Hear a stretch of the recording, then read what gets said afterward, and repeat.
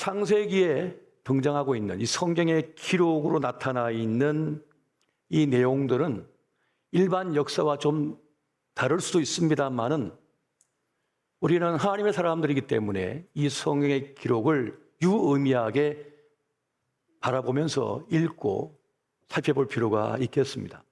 창세기 10장은 홍수 멸절 이후에 노아의 세 아들 셈과 함과 야벳 그 가족이 번성하여 나라를 이루고 이 지구촌을 가득 채웠다고 하는 내용을 기록하고 있는 것입니다. 창세기 10장 2절에서 5절까지의 말씀을 보면 야벳으로부터 14개의 국가가 형성되어졌다고 하는 것을 기록하고 있습니다. 6절부터 20절까지는 함으로부터 30개 국가가 형성되어졌다고 하는 것을 알려주고 있습니다. 21절부터 31절까지는 셈으로부터 26개 국가가 형성되었다고 하는 것을 말씀해 주고 있습니다. 도합 70개의 나라가 형성되어지고 발전했다고 하는 것을 알려주고 있는 것입니다. 그리고 더 나아가서는 그들이 어디에 정착했는지를 기록으로 남기고 있습니다. 야벳의 후손은 터키부터 스페인까지 유럽 지역에 정착을 했다는 것을 알려주고 있고, 함의 후손은 애굽, 에티오피아, 아프리카, 팔레스타인 땅에 정착했다고 하는 것을 알려주고 있습니다. 셈의 후손은 중동 지방으로부터 동쪽으로 정착했다고 하는 것을 알려주고 있습니다. 이렇게 성경적으로 본다면 한민족은 셈의 후손으로 보는 것이 타당하다는 것이 신학자들의 일관된 결론이 되겠습니다. 그리고 이 창세기 10장에서 우리에게 알려주고 있는 중요한 메시지가 있습니다. 그것은 우리 모두가 한 혈통으로 묶여져 있다고 하는 사실이에요. 최고 끝까지 올라가면 아담이 되겠고, 홍수 멸절 이후에는 노아, 셈과 함과 야벳을 통하여 이 혈통이 이어져 왔다는 것을 성경은 우리에게 알려주고 있는 것입니다. 물론 이것을 믿지 않는 분도 계실 겁니다. 우리는 원숭이 자식들인데 이거 못 먹겠다고 하는 분도 있을 겁니다. 또 어떤 분들은 우리는 곰이 마늘 먹고 변해서 인간이 됐는데 이거 못 믿겠다고 하시는 분들이 있을 수도 있어요. 그러면 그렇게 믿으시죠. 난 곰의 자식들이라고 혹은 원숭이 자식이라고 믿을 분들은 그렇게 믿으셔도 됩니다. 저는 방해하지 않습니다, 그것을. 그러나 성경은 분명하게 우리는 하나님의 형상과 모양에 따라 지음받은 특별한 존재라고 말씀하고 있고, 저는 그것을 믿습니다. 여러분, 백인이나 흑인이나 이 황인, 우리 동양 사람들 이 구분은 우리가 지금 피부색으로 살아가는 지역과 언어로서 우리를 구별하면서 우리가 서로를 바라보고 있는데요. 성경에서 말하는 말은 그들로 올라가면 다 우리가 한 혈통 속에서 나왔다고 하는 것을 말씀하고 있다는 사실입니다.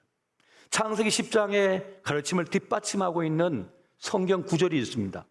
사도행전 17장 26절에서 27절까지 말씀을 같이 한번 보겠습니다. 자, 시작. 인류의 모든 족속을 한 혈통으로 만드사 온 땅에 살게 하시고 그들의 연대를 정하시며 거주의 경계를 한정하셨으니 이런 사람으로 혹 하나님을 더듬어 찾아 발견하게 하려 하심이로되 그는 우리 각 사람에게서 멀리 계시지 아니하도다. 아멘.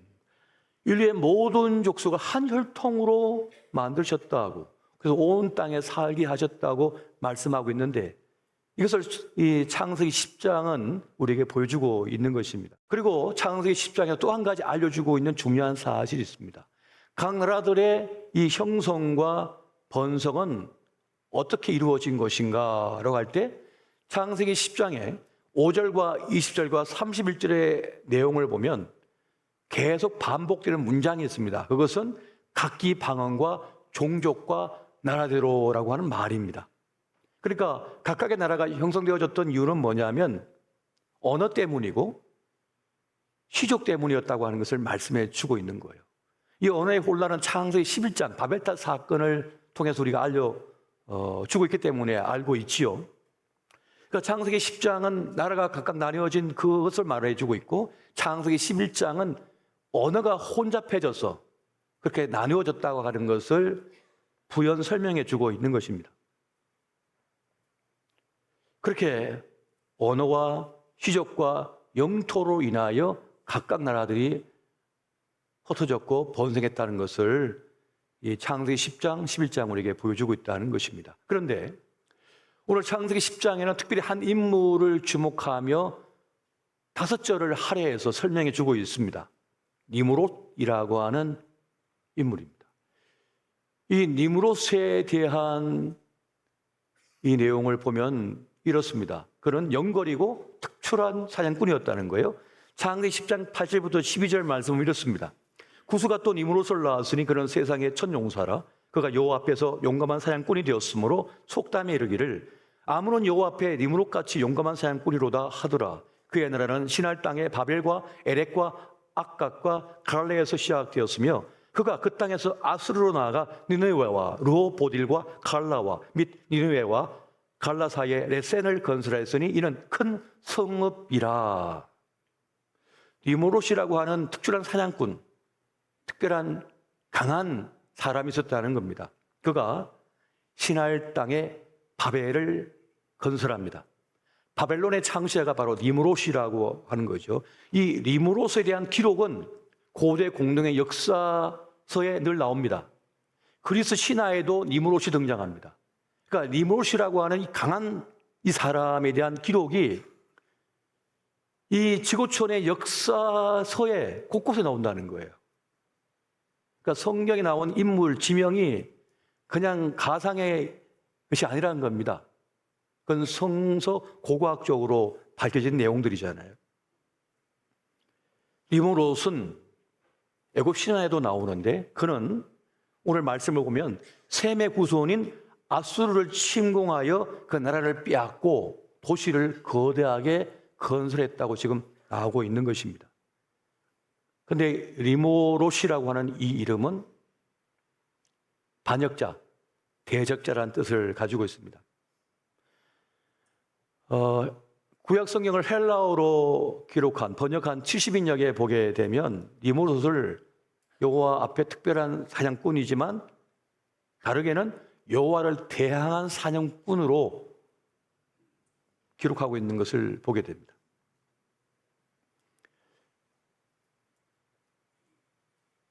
이슬람의 그 꾸란에도 보면 니므롯이 등장해요. 유대의 사람들이 쓰는, 유대인들이 쓰는 미드라시에도 니므롯이 등장해요. 그런데 이 니므롯에 대한 공통된 내용을 담고 있습니다. 이게 뭐냐면 꾸란 2장 258절에 보면 이 니므롯이 아브라함과 하나님에 대하여 논쟁했다, 다투었다는 내용이 등장합니다. 그러니까 이 가나안 자손인 니므롯은 하나님을 대적하고 신성을 부정하는 사람이었다는 거예요. 그런데 유대 미드라시에도 니므롯을 그런 식으로 표현하고 있는 장면을 보게 됩니다. 그러니까 니므롯은 어떤 사람의 대표격이냐? 하나님을 대적하고 하나님을 부정하는 폭력과 권력, 전쟁의 힘을 숭상하는 사람으로 등장하고 있다는 겁니다. 안타까운 일이죠.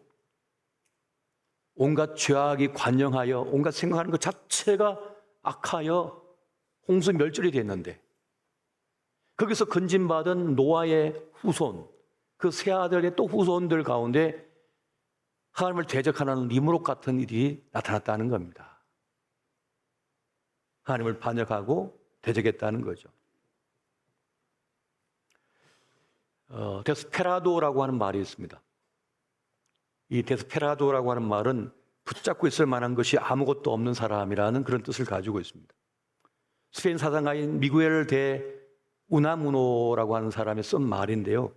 그가 스페인의 그 전쟁을 겪으면서 참상을 보면서 인간이 얼마나 끔찍해질 수 있는지를 봅니다. 그러면서 그가 사륙을 저지르는 그 사람들을 보면서 저들은 영혼이 없다. 어디에도 기댈되고 붙잡지 않는 영혼이 없는 존재들이라고 하면서 데스페라도라고 하는 말을 씁니다. 아무것도 믿고 의지하지 않기 때문에 그냥 거침없이 자기의 분노와 자기의 욕심을 드러내는 거예요. 가감하게. 니므롯 같은 사람인 거죠. 자기의 목적을 위해서는 수단과 방법을 가리지 않으며 그걸 쟁취하기 위해서는 어떤 피도 흘리겠다는 사람. 생명의 하나님을 떠난 이들은 파멸의 길을 걷고 만들어가고 있는 것 같습니다. 우리 시대의 참상을 보면 참 마음이 무겁습니다. 지금도 저 우크라이나와 러시아의 전쟁이 그 불길이 꺼지는 게 아니라 더 지금 불타오르고 있죠. 그리고 저 이스라엘과 이제 이슬람 전체와의 전쟁으로 번질까 지금 세계가 촉각을 곤두세우고 있습니다. 또 중동 전쟁이 일어날까 싶어서 말이죠. 저 가자 지구에 수없이 많은 이들이 피를 흘리고 있는데 이게 어디까지 더 가야 될지 참으로 안타깝게 그지없습니다. 사람은 평화를 못 견디는 것 같습니다. 사람은 안식을 못 견디는 것 같습니다. 평탄한 걸 못 견디는 것 같아요. 뭔가 사건이 나와서 뭔가 좀 깨지고 부서지고 그래야만 되는 줄 아는 것 같아요. 조금 있으면 8.15 광복절입니다만 이 땅에 이 평화가 찾아온 지 얼마나 됐습니까? 얼마 안 됐습니다. 저희 어머니가 일제시대와 6.25를 겪은 분입니다. 제가 막내이긴 합니다만은 우리 어머니가 일제시대와 6.25를 겪었어요. 그 정신대를 피하기 위해서 산골, 그 깊은 산골 동굴 속에 들어가서 친구들과 3명이 같이 생명을 부지했대요. 안 끌려가기 위해서. 6.25 때도 마찬가지, 6.25 때도. 또 그 동굴 속에 들어가 숨었을 때요. 끔찍한 일을 안 당하기 위해서. 얼마 되지 않은 이야기인 것입니다. 바로 우리 부모 세대의 이야기잖아요. 6.25, 이 8.15 광복이라고 하는 이 역사적 실제 있었던 사건들을 통해서 우리는 이 평화, 안녕이 얼마나 중요한 것인지를 잊지 않고 기억해야 할 것입니다. 그래서 중요한 것은 말이죠. 이 니무롯 같은 이들, 하나님을 부정하고 자기 욕심대로, 자기 뜻대로 다 해버리는 이런 사람들. 그럼에도 불구하고 하나님께서는 이 땅을 생명으로 충만케 하고 번성하게 하고 그리고 생명의 꽃을 피우고 있다고 하는 사실입니다. 우리의 의지와 상관이 없이 하나님께서는 우리에게 지속적 은혜를 베푸고 계시는 거예요. 지속적으로 생명력을 공급하고 계시다는 사실입니다.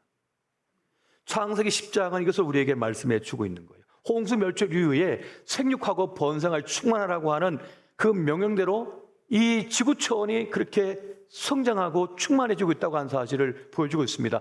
니무롯 같은 대적자가 있음에도 불구하고 방해함에도 불구하고 말이죠. 이게 무슨 말입니까? 생명과 번영의 글은 하나님께 있다는 것을 말씀해 주고 있는 거예요. 할렐루야. 하나님께 있다는 거예요. 하나님은 은혜에 우리의 번영과 생명의 충만의 길이 있다는 것을 말씀해 주고 있는 것입니다. 그래서 하나님께서 우리에게 말씀합니다. 너는 오늘날 택하라. 생명을 택할 것인지 파멸을 선택할 것인지 오늘날 택하라라고 우리에게 강력하게 요구하고 계십니다. 우리 삶은 선택의 연속이잖아요. 여러분 신명기 30장 19절에서 20절 말씀을 같이 한번 보겠습니다. 같이 봅니다. 시작. 내가 오늘 하늘과 땅을 불러 너희에게 증거를 삼으라. 내가 생명과 사망과 복과 저주를 내 앞에 두었은즉 너와 내 자손이 살기 위하여 생명을 택하고 내 하나님 여호와를 사랑하고 그의 말씀을 청종하며 또 그를 의지하라. 그는 내 생명이시요 내 장수이시니 여호와께서 내 조상 아브라함과 이삭과 야곱에게 주리라고 맹세하신 땅에 내가 거주하리라. 아멘. 생명과 사망과 복과 저주를 내 앞에 두었노니 너는 살기 위하여, 너희 자손들이 살기 위하여 생명을 택하라라고 말씀하는 거예요. 그 생명이 누굽니까? 하나님이셔요. 하나님을 선택하라, 생명을 선택하라라고 지금 말씀해 주고 있는 것입니다. 사실 우리는 늘 선택의 기로에 서 있습니다. 어제도 서 있었고 그저께도 서 있었고 오늘도 서 있으며 내일도 서 있게 될 것입니다. 데이비드 콜만이라고 하는 사람이 있습니다. 영국 옥스퍼드 대학교의 인구 연구 센터 소장을 지내시는 분인데 그분이 코리아 신드롬이라고 하는 말을 처음 썼습니다. 2006년 10월 달 터키 이스탄불에서 열린 인구 포럼에서 그가 코리아 신드롬이란 말을 처음 썼습니다. 무슨 말인가? 2100년이 되면 인구가 현재 절반으로 준다는 UN 보고서가 있었는데 이 사람은 절반은 주는 게 아니라 없어진다는 거예요. 2006년도에 이미 데이비드 콜만은 대한민국은 없어질 거라고, 소멸할 거라고 말을 했다는 겁니다. 근데 얼마 전에는 미국의 한 학자도 그런 얘기를 했죠. 대한민국은 소멸할 거라고. 유엔스도 얘기하고, 이 영국 학자도 얘기하고. 처음에 얘기했을 때는 콧방귀를 꼈는데 유수한 연구를 하고 있는 각각의 학자들이 그런 얘기를 하니까 이건 심상치 않다는 생각을 가질 수밖에 없죠. 그래서 지금 한국교회가 대한민국의 소멸을 막기 위해서 적극 기도하면서 운동을 벌이고 있습니다. 아이를 낳을 수 있도록 기도와 돌봄, 섬김을 해야 된다는 그런 운동을 벌이고 있습니다. 이 청주 지역에 있는 많은 교회들도요, 이제 신혼부부가 아이를 낳으면 기저귀부터 시작해 가지고 모든 필요한 물품을 다 제공하고요. 또 한 교회에서는 아이를 낳으면 그냥 100만 원을 선물로 지급하기도 합니다. 얼마 전 우리 당에서도 아이를 낳으면 100만 원 지급하기로 결정을 했습니다. 좀 더 늦게 나왔어야 되는데 그냥 탁회를 치는 분도 있을 수 있겠습니다만은 앞으로 기회가 많으니까 우리 권사님들은 힘드실 것 같지만 한번 도전해 보시기 바랍니다. 여러분, 주님의 마음을 우리가 본받아야 된다고 하는데 주님의 마음이 뭡니까? 생명을 살리는 거잖아요. 생명을 북돋게 하는 것입니다. 번영케 하는 것입니다. 하나님은 무엇이든지 법을 세워도, 율법을 세워도 생명을 살리는 쪽으로 흐르게 하셨어요. 그렇게 모든 걸 세팅해 주셨어요. 이 자연 만물도 그러하고요, 피조세계가 그러하고 하나님의 법도 그러한 것입니다. 여러분, 아내가 의심이 될 때 남편은 그 아내를 버리고 얼마든지 다른 여자를 아내로 취할 수가 있었습니다. 하지만 모세율법에서는 그걸 금합니다. 만약 의심이 된다 그러면 하나님께 번제 올린 그 단의 재를 가져다가 물에 타서 아내에게 먹이라는 겁니다. 만약 부정한 일을 저질렀다면 배가 막 부풀어 오르면서 죽을 거라는 거예요. 그런데 여러분, 재를 이 물컵에다가 좀 넣고 마시면 소가리는 좀 하겠지만 만약 죽는다는 건 기적이죠. 죽는 게 기적이에요. 사는 게 기적이 아니고. 무슨 뜻입니까? 사는 쪽으로 세팅했다는 거잖아요. 근데 웃긴 거는 아내가 볼 때 남편이 의심스러우면 그걸 먹여야 되는데 먹일 수가 없어요. 그런 법이 없기 때문에. 남성 중심의 사회에서 여성은 늘 약자였습니다. 피해자였습니다. 이 법이 없을 때는 그냥 아내가 마음에 안 들면 부정하다 그러고 내버리면 되는 거예요. 그리고 원하는 예쁜 여자 그냥 데려다 살면 됩니다. 얼마나 좋아요, 남자 여러분? 웃지는 못하고 지금 입을 꽉 다물고 있는데 이 얼마나 불공정한 일입니까? 그래서 하나님의 법은 뭐예요? 살리는 쪽으로 간 거예요. 보호하는 쪽으로 갔던 거예요. 모든 것이.